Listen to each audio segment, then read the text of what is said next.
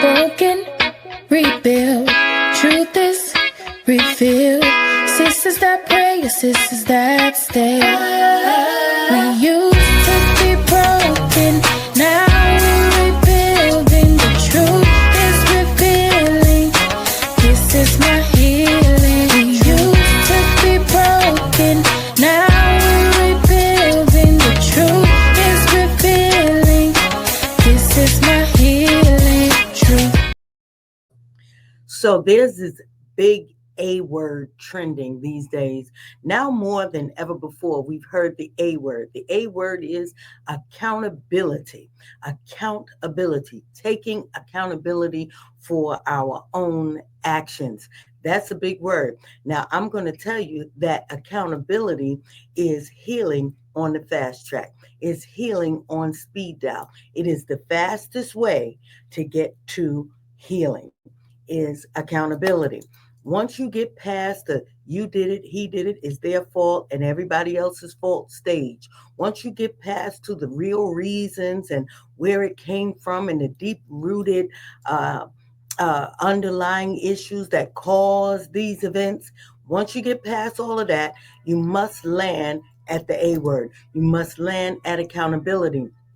Not how much of this I was responsible for, but so much of how much of this I handled well. How did I handle all of these truths that has happened in my life, all of these events that have occurred in my life, all of these people that have uh, uh, um, infiltrated the events in my life or added to them. How much accountability do I take for the way I handled it? So the A word is really a big word. Now, I'm going to tell you a real story, a true story about what accountability really means to me.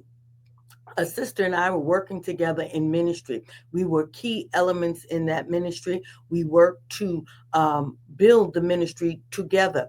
Together, we were unstoppable in terms of doing the work. But on a personal level, we didn't have a good relationship. So much so that she would talk to other people while I was there and not talk to me. She would reach over to show people things, and I was sitting right next to her every single Sunday.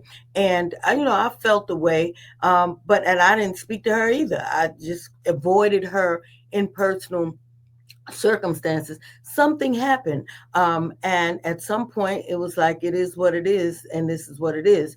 But accountability means to me getting to the root of the problem and accepting my part in the problem, because the problem needs to be resolved. Does it mean that we need to be besties? Do we need to high five each other and kiss every time we see? No, but we need to be able to work together in ministry and have a good personal relationship. What's the problem? So I took the first step and I threw myself out there. I gave her a call and I said, listen, sis, I realized there's some kind of thing going on between us. Now, I'm talking 20, 30 years ago.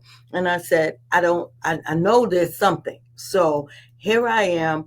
I'm giving you an opportunity to tell me what it is that, from your perspective, is causing this rift between us.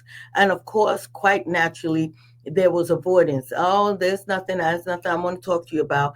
And I get that. Sometimes avoiding confrontation is the personality, and it's just not worth it to people. But that wasn't her personality. She wasn't the type of person that would avoid confrontation. She was the type of person that didn't care. And she really didn't have anything to talk about. She really didn't care that I was in her life or not in her life. And there was nothing wrong with that, because that was her real, that was her truth. Her truth was she could live every single day of her life and die and not have a relationship with me and be just fine. She would be just fine not having a personal friendship with me. And it was okay, because that was her reality. And the truth is, that was mine too. We can do this, we can work together. But one thing about me that most people don't know, I talk big, tough. I'm rough and tough. I talk a big game when in the daytime, but at night when it's time for me to go to sleep and I got to pray, these things trouble my spirit. And I knew that we had to fix that. That was something that I knew needed to be fixed. And although I accepted that she didn't really care one way or the other, I realized that it wasn't a good look and it wasn't good for us not to be able to communicate with one another on a personal level. So I pushed the issue and I kept saying, no, no, no, there is something wrong. And here I am. I can take it. And that at that point, it loosened up a little bit. I said, no, no, no, no. I can take whatever it is that's causing you to feel the way you feel about me. I can handle it. The good, the bad, and the ugly. I'm giving you an opportunity to tell me what it is because I want to fix it. And so after a couple of more proddings and a little more pushing, she finally said, you know what, Cynthia, I don't speak as eloquently as you do, or I can't think as fast as you do, something to that effect. And when I'm in the mic trying to communicate my thoughts, I can hear you rushing me. I can hear you like, oh, get to the point. I can hear you and I can see your facial expressions that I'm taking too long to get to my point. And although I'm doing my best, I don't think it's right for you to be carrying on that way when I'm trying to express my thoughts. Well, I didn't even realize that I was doing that, but that is something that I did. That's something that I do. I had short patience, and I'm always trying to find a way to say more with less words. I'm always trying to be like the newscaster. Say what you need to say in as few words as possible. And I put that pressure on other people. I didn't even know I was doing it until she mentioned it. And I apologized sincerely. I did not mean to hurt her. I was not trying to insult her. I was being my sarcastic self. And sarcasm is the twin sister of hatred.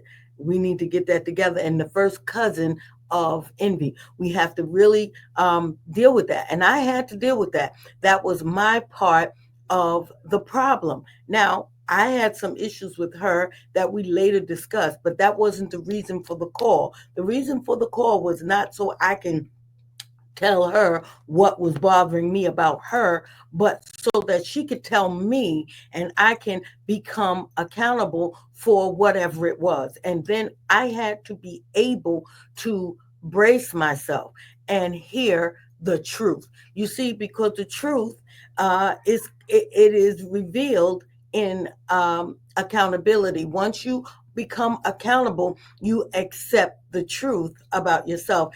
And that's how you get to healing. So I listened, I heard, I didn't like it, but it was truth. And at the point that it was truth, I had to earnestly and sincerely apologize.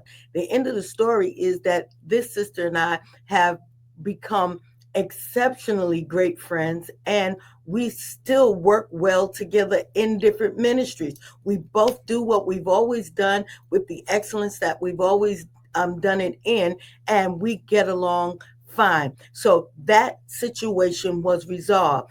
It was a healing moment.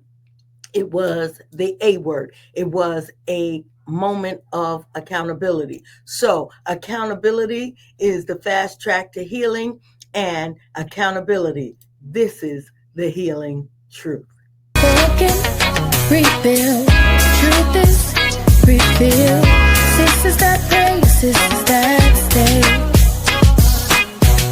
Broken, rebuild.